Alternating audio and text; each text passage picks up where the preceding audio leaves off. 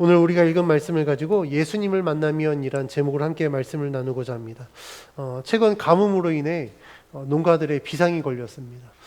밭에는 각종 작물을 파종하고 논에는 물을 대어 모내기를 해야 되는데 지금 비가 너무 안 와서 지금 저수지도 마르고 댐에 이렇게 댐을 어떻게 할 수도 없는, 심지어는 어떤 지역은 지금 식수까지도 위협이 될 만큼 지금 굉장히 심각한 가뭄에 우리가 시달리고 있습니다. 뉴스 기사를 보니까 그러니까 예년에 비해서 지금 강수량이 5%밖에 안 된다고 하더라고요. 그러니까 95%의 비가 지금 안 내리고 있는 상황입니다. 상황이 이렇다 보니 최근에 몇몇 곳에서는 기후제를 하는 웃지 못할 상황에 놓여져 있습니다.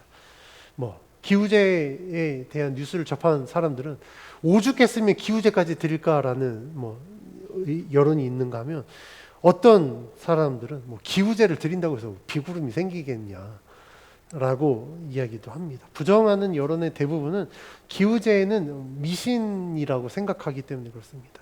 이 기후제를 드린 사람들과 같이 우리 생활 속에서도 다양한 미신들이 존재합니다. 대표적인 예로 수험생들이 시험 보기 전에 안 먹는 음식이죠. 뭐 안 먹죠? 미역국 안 먹습니다. 미끄러우니까, 떨어질까 봐. 또 먹는 건 뭐 있죠? 선물하는 거, 찰떡 줍니다. 찰떡 붙어라고 줍니다. 사실 이게 미신이거든요. 엿 먹는다고 공부 안 하는 학생이 대학에 붙겠습니까? 미역국 먹었다고 공부 잘하는 학생이 대학에 떨어지겠습니까? 그런데 이런 미신들이 있어요. 우리가 미신이 이처럼 우리들의 삶에 굉장히 많은 부분을 차지합니다. 이 미신에 대한 사전적 의미는 마음이 무엇에 끌려서 잘못 믿거나 아무런 과학적 근거도 없는 것을 맹신하는 일이라고 규정합니다. 다시 말하면 미신은 어떤 근거로 인해서 일어난 일이 아니라 우리가 잘못된 믿음으로 무엇인가 마음이 끌려서 이게 진짜야라고 믿으면 그게 이제 미신이 되어 버립니다. 그러면 사람들이 이처럼 미신을 믿는 이유가 뭘까요? 아무런 근거가 없는데 왜 이런 미신을 믿을까요? 그것은요, 사람이 힘으로 할 수 없는 어떤 상황 가운데 꼭 이루고 싶은 마음이 간절할 때 사람들은 미신을 선택합니다. 도저히 이건 할 수 없고, 근데 나는 이루고 싶고, 그러니까 그때 우리는 미신이라는 힘을 빌어서 그나마 그것으로 위안을 삼고 뭔가 이루어지겠지라는 희망을 갖게 되는 겁니다. 오늘 본문에도 이런 미신을 믿는 사람들이 등장합니다. 이 사람들이 모인 곳은 베데스다 연못인데, 이곳은 많은 병자들이 이곳에 모여서 자신의 병을 치유하려고 합니다. 오늘 주보에 제가 이 사진을 하나 넣었는데요. 보시면 이게 베데스다 못입니다. 굉장히 깊이 되어 있죠. 예전에는 이곳에 이제 물을 가둬서 그곳이 이제 연못처럼 되어 있었습니다. 제가 성지순례 갔을 때 찍은 사진인데요. 실제로 보니까 이곳이 물이 이렇게 있고, 그곳에 지금도 이제 좀 성지순례객들을 위한 유적이 이제 있거든요. 지금은 이제 물을 대지 않았지만 예수님 당시에 이곳을 또 물을 가둬서 빗물도 하고, 그리고 이곳에는 또 샘물도 있으니까 물을 가둬 놔서 그 물을 사용했습니다. 그런데 이 베데스다 연못이 치유의 상징으로 여겨진 이유는 여러 가지 가설이 있습니다. 먼저 이곳이 이교도의 치유 신전으로 사용되었다는 가설인데, 이 헬라 신전 중에 이 치유 신전들의 특징을 보면 대표적으로 아스클레피우스 신전과 같이 치유 신전은 항상 신성한 못이 있었습니다. 그러니까 이 못과 함께 이 치유 신전에서는 그 이교도들은 이 치유의 역사가 일어난다라고 믿었던 거예요. 그러니까 이 베데스다 못에 지금도 이제 성요한나 성전이라고 있는데, 그때 당시에도 어떤 신전이 존재해서 어떤 이런 치유의 가설들이, 이야기들이 이제 있었습니다. 당시 유대교 지도자들은 그것을 거부했어요. 그 미신이니까. 그런데도 불구하고 병자들이 모인 이유는 그 미신이 일반 사람들에게는 그래도 통용되었기 때문에 사람들은 이 베데스다 못에서 누가 진짜 치유가 되었다더라 라는 이 소문을 듣고 자신의 병의 치유를 위해서 이곳에 모인 것입니다. 이 베데스다 연못에 대한 또 다른 가설은, 이 연못은 보시다시피 굉장히 작은 규모가 아니거든요. 연못은 100m 길이 60m의 넓이를 가진 연못인데, 바다 깊은 곳에서, 조금 떨어진 곳에서 솟아나는 샘물이 공급되었습니다. 그래서 샘물이 공급되었는데 이 샘물이 온천물이라고 가정하기도 합니다.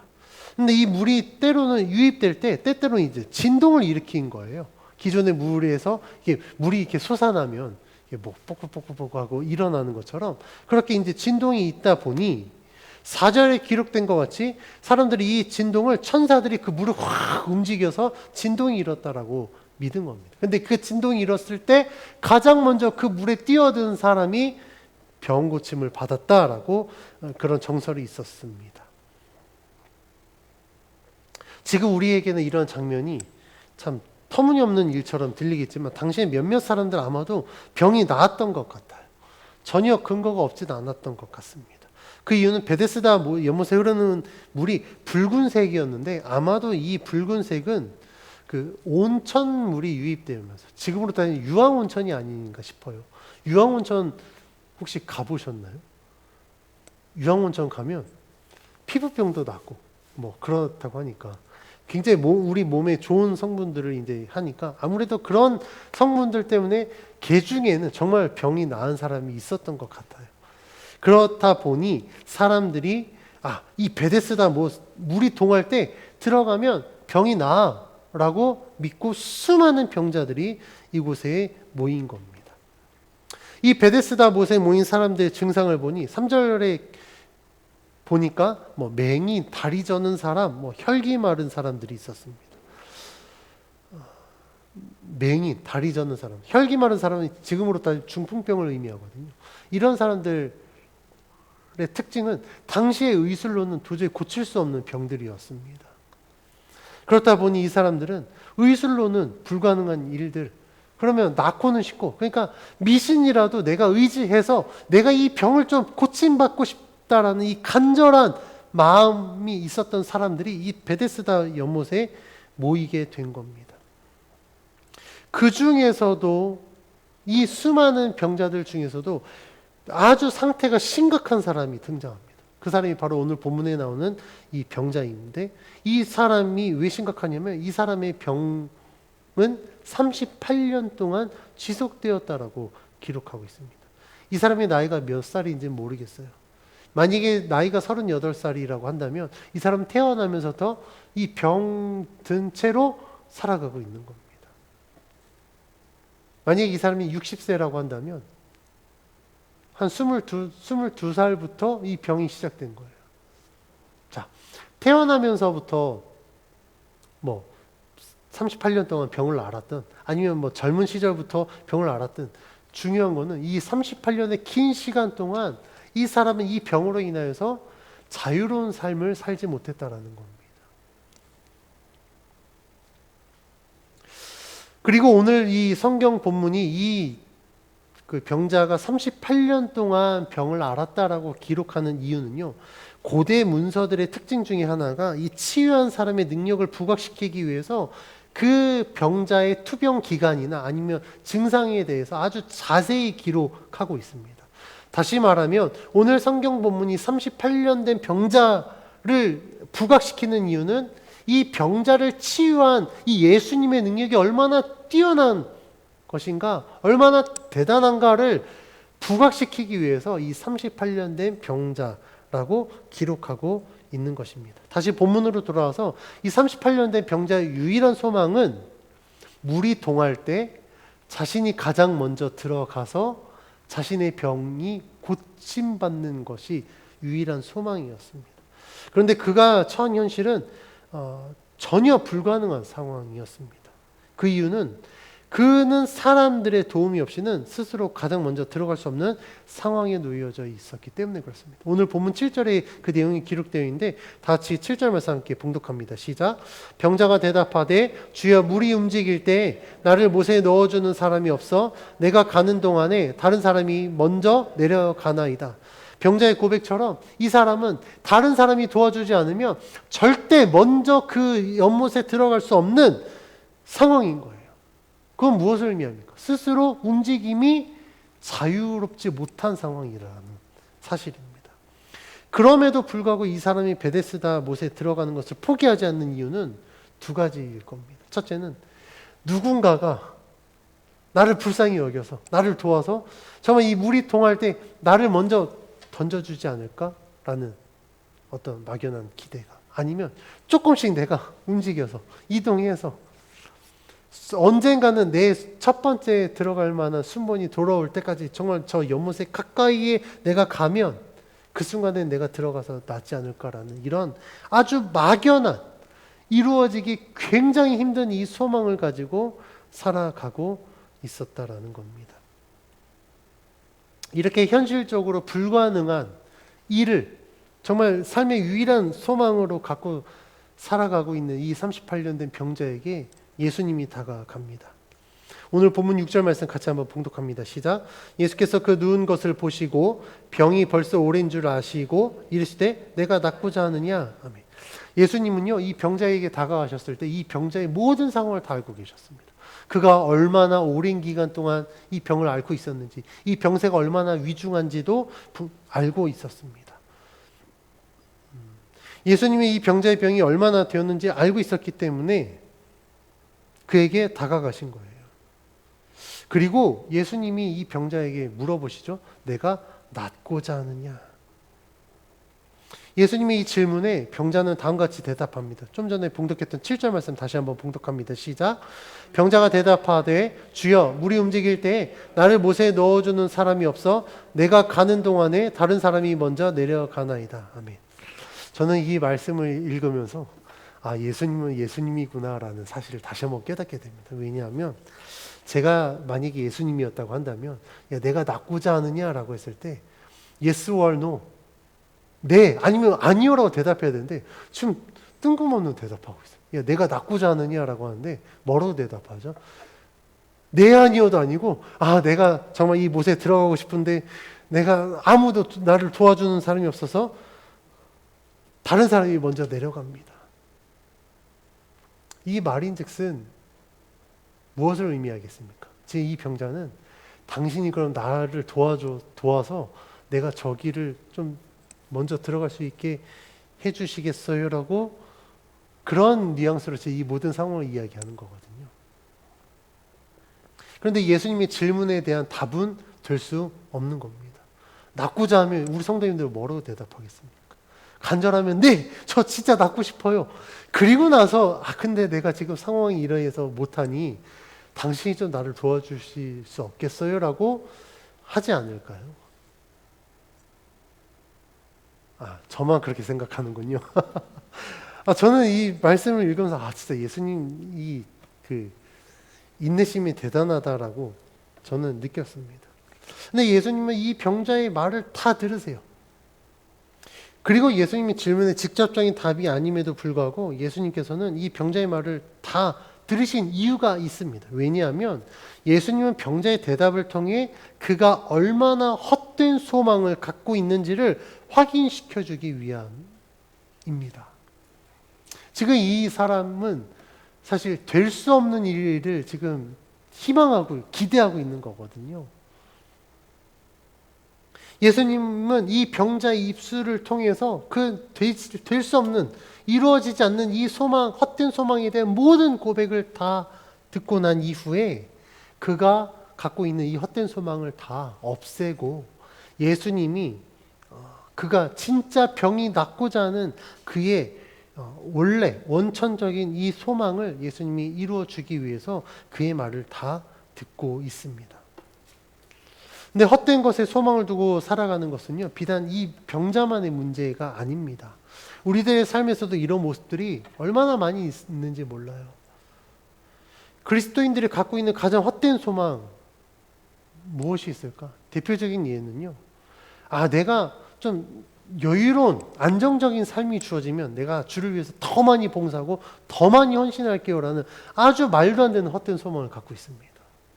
그래서 제가 살아가면서 우리 가족들을 통해서도 그 말 듣기도 했지만 정말 많은 사람들이 하는 얘기 있어요. 하나님 저에게 좀 물질의 복을 주시면 제가 주님 주신 물질 가지고 내가 지금 먹고 사느라 돈 버느라 내가 여유가 없으니 한 좀 먹고 살 만한 물질을 주시면 내가 정말 주를 위해서 열심히 헌신하겠습니다. 봉사하겠습니다.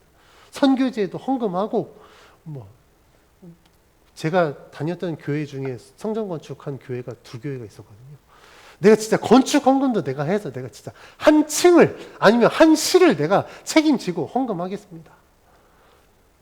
하나님 나에게 정말 건강을 주시면 내가 지금 병이 아프고 내가 무릎이 아프고 허리가 아파서 내가 전도를 못하는데 내가 건강을 주시면 내가 전도하겠습니다. 정말 주를 위해 헌신하겠습니다.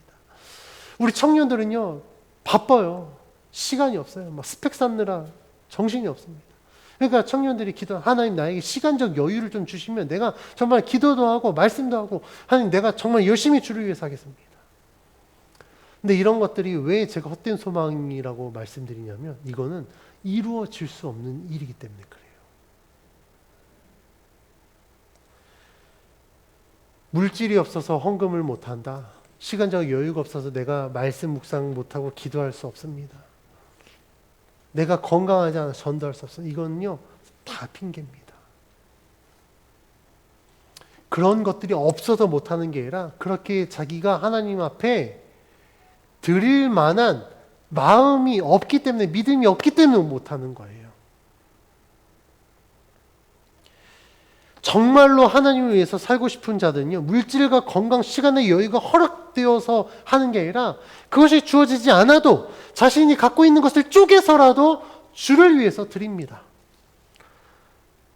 대표적인 예가 과부의 헌금입니다. 우리가 복음서에 보면 헌금을 낼 때 헌금하면 헌금을 내는데 부자의 헌금과 과부의 헌금이 있습니다. 근데 주님이 그 헌금 내는 것을 보시고 누구의 헌금이 더 많은 헌금이다라고 이야기하십니까? 과부의 헌금이라고 이야기해요. 액수로 따지면 부자가 낸 헌금이 훨씬 더 많아요. 그런데 왜 주님은 이 과부의 헌금을 더 값진 헌금이다라고 말씀하실까요? 부자의 헌금은요 정말 많은 것 중에 일부분이에요. 그러니까 예를 들면 1억 중에 100만 원의 헌금을 낸 겁니다. 과부가 낸 헌금은 10,000원이에요. 근데 이 10,000원은요 이 과부가 오늘 하루 그 자신이 먹고 살아가야 될 그 생활비인데 10,000원을 헌금을 했습니다. 누구의 헌금이 더 많은 헌금이라고요? 10,000원이라고요. 우리가 봐서 100만 원이 훨씬 더 액수가 크잖아요. 할 수 있는 거 더 많고. 근데 하나님께서는 왜 그렇다고요? 하나님은요, 액수를 본 게 아닙니다. 하나님은요, 그 마음을 보신 거예요. 즉, 우리가 정말 주님을 위해서 내가 살고자 결단한다고 한다면 많이 가져서 그 중에 일부를 드리는 게 아니라 내가 비록 가진 건 별로 없지만 이걸 쪼개서라도 아니면 나 자신의 것을 포기해서라도 주를 위해서 드린다니까요. 시간이 없어서 기도 못해요. 그리스도인들에게 하루의 시간이 48시간이 주어져서 기도하고 성경 보고 예배드리고 할 거 다 하는 게 아닙니다. 그리스도인들도 똑같이 하루 24시간의 시간이 주어져요. 그런데 우리들은 어떻습니까? 해야 될 게 너무 많아요. 근데 말씀도 봐야 되고 기도도 해야 되고 예배도 드려야 돼요. 어떻게 할까? 그런데 할 수 있습니다. 제가 직접 경험해 보니까 그래요. 제가 고3 때 남들은 학원 다니고 공부할 때 저는 토요일 날 제가 방화동에서 시흥으로 갔거든요.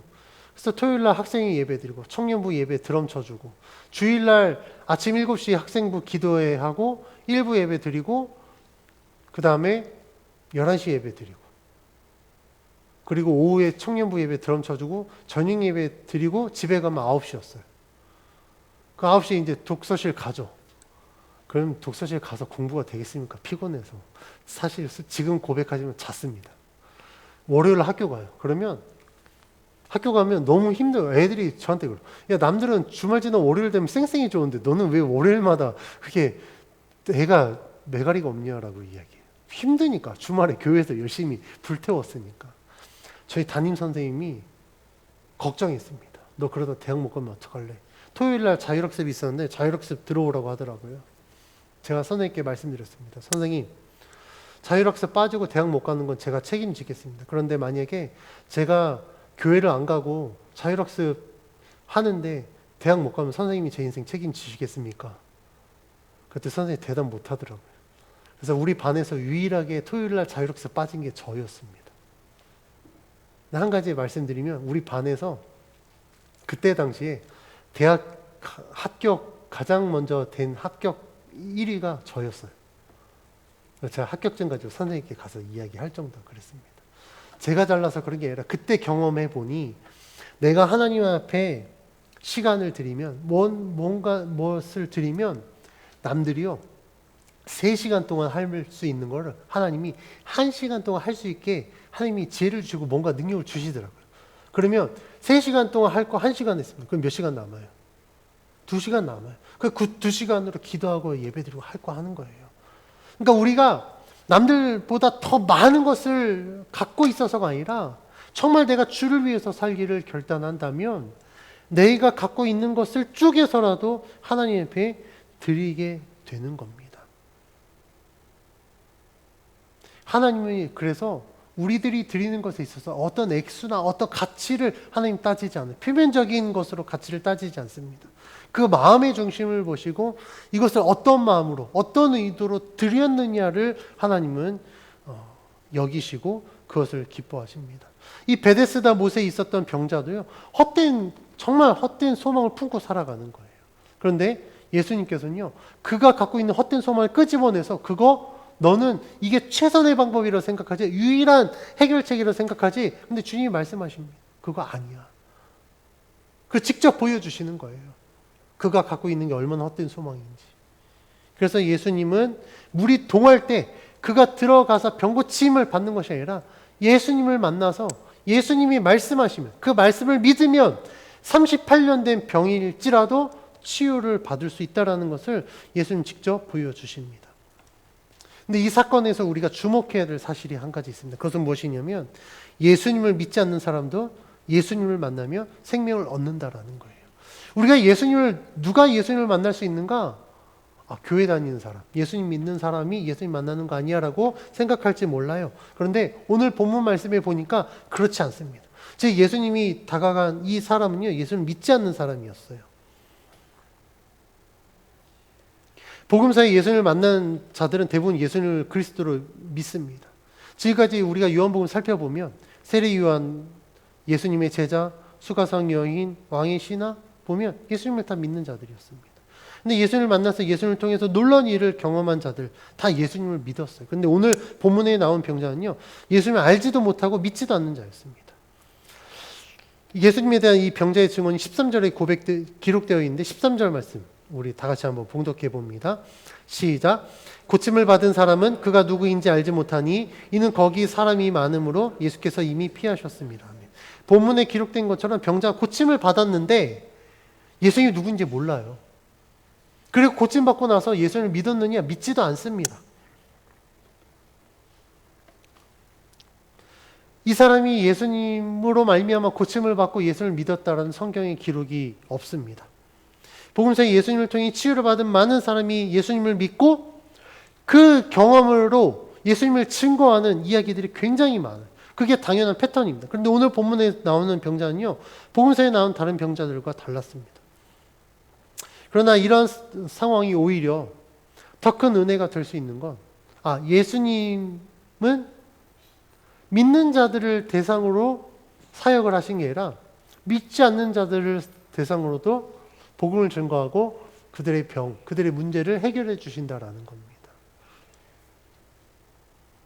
만약에 하나님의 은혜가 정말 하나님의 믿는 자들에게만 국한되어 있다고 한다면 우리가 믿는 하나님은요, 그냥 그들만의 하나님이 될 수밖에 없어요. 지금 전 세계 기독교 인구가 약 23억 명으로 통계가 됩니다. 그럼 비율로 따지면 대략 한 29% 정도 돼요. 우리가 믿는 하나님은요, 전체의 하나님이 아니라 그냥 30%의 하나님으로밖에 인정될 수 없다라는 겁니다. 그러면 어떨까요? 우리가 믿는 하나님, 그냥 전체의 하나님이 아니라 30%만의 하나님이라면 우리가 믿는 하나님은요, 막 우리가 고백하는 것처럼 전지전능하시고 위대하시고 뛰어나신 놀라우신 하나님이 아니라 그냥 일부분의 하나님이 될 수밖에 없다라는 겁니다. 그런데 하나님이 어떤 분이십니까? 하나님은요, 온 우주 만물을 창조하신 하나님이십니다. 모든 인류를 구원하신 하나님이에요. 그러니까 일부분의 하나님이 아니라 하나님이요, 온 우주의 하나님이시라니까요. 그래서 오늘 우리가 읽은 본문 말씀에 예수님이 믿지 않는 이 병자에게 다가가서 그의 문제를 해결하시고 그를 치유하실 이 역사. 치유함 받고 나서도 믿지 않을지라도 예수님은요, 그에게 다가가서 그의 문제를 해결해 주셨다라는 거예요. 만약에 예수님 당시에도 예수님을 따르는 제자들을 상대로만 말씀을 가르치고 그들의 병을 치유하고 그들의 문제를 해결해 주셨다고 한다면 예수님은 참된 그리스도가 될 수 없었을 겁니다. 유대인들이 이야기했던 것처럼 그냥 소장파, 그냥 비주류의 어떤 우두머리, 그냥 그 정도로만 끝났을 거예요. 근데 예수님이 그리스도가 될 수 있었던 이유는 예수님을 따르는 제자들 뿐만 아니라 따르지 않을지라도 예수님 모든 자들, 소외된 자들, 심지어는 유대인들이 그렇게 함께하기를 거부했던 이 죄인들까지도 예수님은 그들에게 다가가서 때로는 그들의 죄를 사하시고 그들의 문제를 해결하시고 병을 고쳐주셔서 그들이 예수 그리스도를 믿게 하셨다라는 겁니다. 그래서 예수님은 당시에도 출신이나 사회적 지위나 어떤 것도 따지지 않으시고 생명이 필요한 모든 자들에게 다가가셔서 복음을 전하시고 그들의 문제를 해결해 주셔서 그들로 하여금 예수 그리스도로 말미암은 생명을 얻게 하셨습니다. 오늘 본문에 나온 이 38년 된 병자도 그 중에 한 사람이 되는 겁니다. 이 사람 어떤 삶을 살았습니까? 헛된 소망을 품고 살았습니다. 왜냐하면 아마 그에게 있어서 이 하나님의 존재보다도 더 중요한 건 38년 동안 자신을 괴롭혔던 이 병이 치유받는 거였기 때문에 그래요. 내가 병이 나아야 뭐 하나님을 믿던가 말던가 하지. 병이 있는데 무슨 하나님을 믿어? 신앙생활이 무슨 의미가 있어? 아마 이렇게 생각했을지 모르겠습니다. 그래서 그가 갖고 있는 유일한 소망은 물이 동할 때 베데스다 못에 들어가는 거예요. 그런데 스스로의 힘으로는 할 수 없습니다. 누군가의 도움이 필요해요. 스스로 들어가는 것도 어려운 상황 속에서 지금 누군가의 도움으로 들어가야 되는 아주 엎친 데 덮친 격으로 굉장히 어려운 상황 속에 놓여져 있음에도 불구하고 이 사람은 그걸 소망으로 품고 살아갔습니다. 그런데 이 병자의 현실은 어떻습니까? 누군가가 그를 도와줄까요? 그렇지 않아요. 우리말 표현 중에 내 코가 석자라고. 그곳에 모인 사람들 다 물이 동할 때 베데스다 못에 들어가기를 원하는 사람인데 설령 병자가 아닌 일반인일지라도 어떤 사람일까요? 유추해 보면 그 병자의 가족이 아닐까요? 보호자? 그러면 내 가족 먼저 고침받는 게 중요하지 누가 그 사람을 도와주겠냐는 겁니다.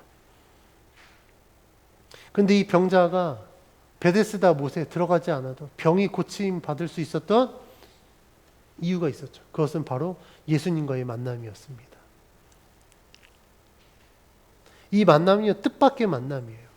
38년 동안 의술도 해결하지 못했습니다. 다른 사람 누구도 그를 도와서 병 고침을 받을 수 없는 이 상황들 속에서 이 병자는요 예수님을 만나게 된 거예요. 그리고 예수님의 만남과 함께 병이 고침받으면서 이 사람은 엄청난 인생의 큰 전환점을 맞이하게 됩니다. 우리는 성경을 통해서 이 병자와 같이 예수님을 만나면 삶의 문제가 해결된다는 사실을 너무나도 잘 알고 있습니다. 세상에서 답을 찾지 못했던 자들이 예수님을 만나면 답을 찾게 돼요. 우리가 이전에 살펴봤던 수가성 여인도 그렇고 왕의 신하도 그렇고 오늘 본문에 나오는 이 38년 된 병자도 그렇고요. 예수님을 만나기만 하면 뭐 해결되지 않는 문제가 없습니다. 문제도 해결되고 평안도 얻고 생명도 얻고 모든 걸 다 얻을 수 있습니다. 아주 정해진 답이에요. 그런데 중요한 건 많은 사람들이 그럼에도 불구하고 예수님을 만나는 일에 굉장히 소극적이라는 사실입니다. 왜 그럴까요? 예수님을 만나기만 하면 문제가 다 해결되는데 왜 예수님을 만나는 일에 이렇게 소극적일까요? 그 이유는 그 만남의 대가를 치러야 된다는 생각 때문에 그렇습니다. 그러니까 예수님을 만나면 좋아, 문제도 해결되고 다 좋아. 근데 문제는 뭐냐면 지금까지 내가 누렸던 거 내려놔야 되지 않을까라는 두려움 때문에 그래요. 내가 이거 내가 즐기고 있었는데 이거 내려놔야 되는 거 아니야? 라는 이런 두려움 때문에 그렇습니다.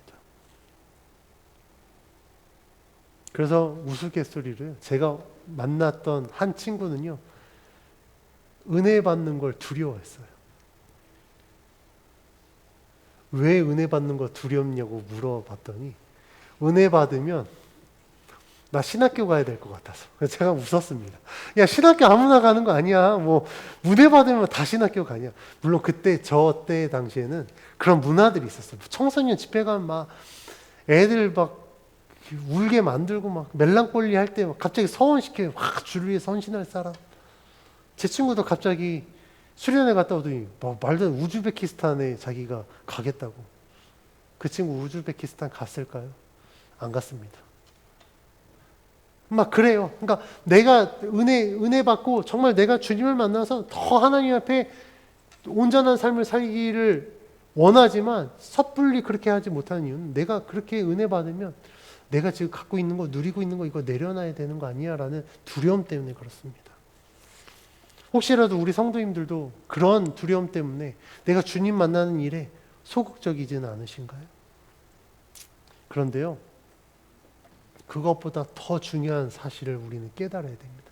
예수님을 만나면 내가 치러야 될 대가보다도 우리는 예수님을 만나면 생명을 얻는다라는 사실이에요. 예수님을 만나면 무엇을 얻는다고요? 생명을 얻는다고요. 헛된 소망들 속에 이것을 가지면 내가 생명을 얻을 수 있을 것 같지만 사실 그렇지 않습니다. 세상의 것은 어떤 것도 우리들에게 생명을 주지 못해요. 그런데 예수님을 만나면 우리는 생명을 얻게 됩니다. 생명을 얻는데 무엇인들 못 주겠습니까? 아마 정말 백만장자들이요, 병을 얻었어요. 지금 시한부 인생을 살고 있습니다. 만약에 당신의 전 재산과 생명을 바꾼다라고 한다면 그 사람들은 무엇을 택할까요? 제가 단언컨대 그 사람들은 자신의 전 재산을 팔아서라도 생명을 얻을 거예요. 그만큼 생명은 우리들에게 굉장히 소중합니다. 근데 그 생명이 누구에게 있습니까? 바로 예수 그리스도께 있습니다. 우리가 이 생명을 얻는 것은요, 예수 그리스도를 만나야만 이 생명을 얻을 수 있어요. 성경 분명히 이야기하고 있습니다. 오직 예수 그리스도만이 길과 진리와 생명 되신다. 그런데 우리는요, 생명을 얻기를 원하면서 자꾸 그 방법을 다른 데서 찾으려고 합니다. 세상의 것에서 세상의 방법으로 자꾸 생명을 얻으려고 해요. 내가 좀 물질적으로 풍요로우면 좀 생명을 얻을 수 있지 않을까? 내가 사회적 어느 정도 지위가 되면 내가 좀 인정받고 생명을 얻을 수 있지 않을까? 그런데 그렇지 않아요. 세상의 것으로 우리가 생명을 얻으려고 하고 세상의 것으로 우리가 뭔가 진리를 추구하려고 한다면 오늘 이 본문에 나온 38년 된 병자처럼 우리는 헛된 소망을 가지고 살아가고 있는 것입니다. 그런데요, 오늘 본문은 분명히 이야기하고 있습니다. 헛된 소망, 그거 너희들에게 아무런 도움이 되지 않아. 그토록 얻기를 원했던 생명, 누구를 통해서 얻었습니까? 예수님을 통해서 얻었습니다. 베데스다 못에 들어가서가 아니라 예수님을 만나는 순간 이 사람은 자신이 그토록 원했던, 자신이 그토록 소망했던 것을 이루었다라고요.